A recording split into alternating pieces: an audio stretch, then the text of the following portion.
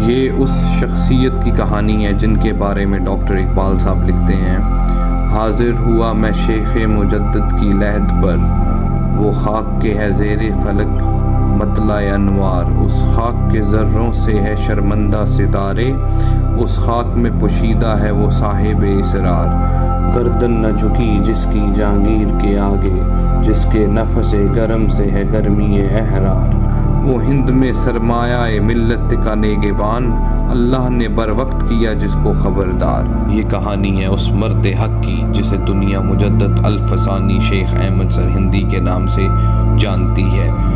وہ اس دور میں آئے جب دین پر زوال چھا رہا تھا، حق و باطل کی سرحدیں دھندلا رہی تھی، مگر انہوں نے اعلان کیا اسلام زندہ رہے گا اور ہر باطل مٹ جائے گا۔ اکبر بادشاہ کے دور میں جب دین الہی کے نام پر اسلام کی بنیادیں کمزور کی جا رہی تھی، جب حق و باطل کو ملایا جا رہا تھا، تو ایک آواز بلند ہوئی، وہ آواز تھی شیخ احمد سرہندی کی۔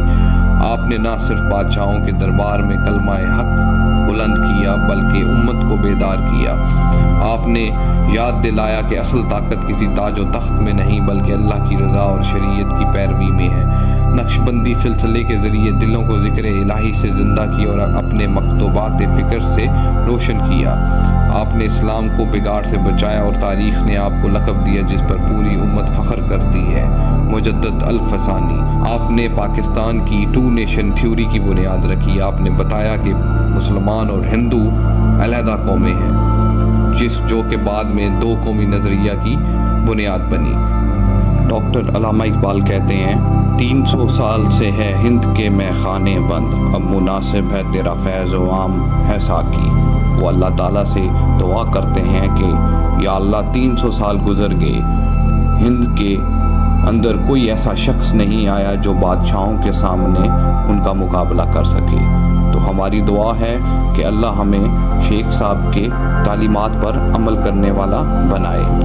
خیر پبلیکیشن، جہاں پر تاریخ، تصوف اور سچائی کا پیغام پہنچایا جاتا ہے۔ آپ ہمارے سوشل میڈیا پلیٹ فارمز کو سبسکرائب کریں۔